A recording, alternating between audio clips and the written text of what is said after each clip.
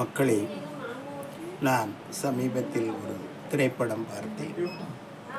அதில் ஒரு பெண்மணி வனாந்தர காட்டில் வழி தவறிவிட்டாள். 8 திசைக்கும் அவளுக்கு வழி தெரியவில்லை வெளியே வருவதற்கு. ஆனால் அவள் நடந்து கொண்டே இருக்கின்றாள். கடவுள் தனக்கு கொடுத்த அறிவை பயன்படுத்தி பக்கத்தில் இருந்து வரும் சத்தங்களையும் காதால் கேட்டுக்கொண்டு,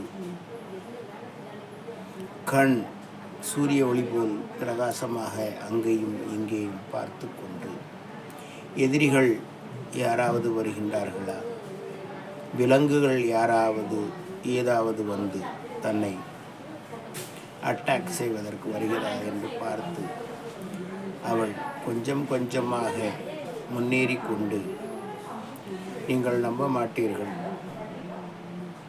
40 நாட்களுக்கு பிறகு அவள் அந்த வனாந்தர பெரிய காட்டை விட்டு ஊருக்கு வருகின்றாள்.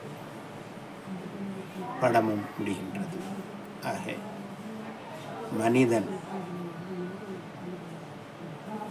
கஷ்டங்களில் இருந்து கண்டிப்பாக மீண்டு வருவதற்குள்ள மன வலிமையும் உடல் வலிமையையும் கடவுள் நமக்கு தந்திருக்கின்றார் என்பதில் எந்தவித சந்தேகமும் இல்லை. நம்மில் சில பேர் கஷ்டங்கள் வரும் பொழுது மனம் உடைந்து நொறுங்கி விழுந்து விடுகின்றார்கள். எழுவதற்கு மனமில்லாமல் இருப்பதனால் முடியாமல் ஆகிவிடுகின்றது. மனம் உள்ளவர்களோ போராடி எப்படியாவது கடைசியில் தீர்வை கண்டு வாழ்க்கையில் முன்னேறுகின்றார்கள். இந்த பெண்ணும் தனியாக அந்த திக்கு தெரியாத காட்டில் 40 நாட்கள் அலைந்து திரிந்து, உணவில்லாமல், தண்ணீர் ஒழுங்காக இல்லாமல்,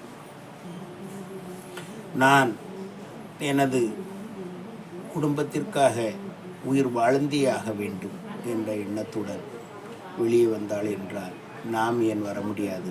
மக்களே,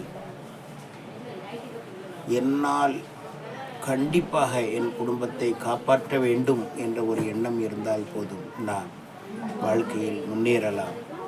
இந்த பெண்மணியின் அந்த ஒரு கதை நமக்கு பாடமாக அமையட்டும். தைரியத்தோடு வாழ்க்கையை எதிர்கொள்வோம்.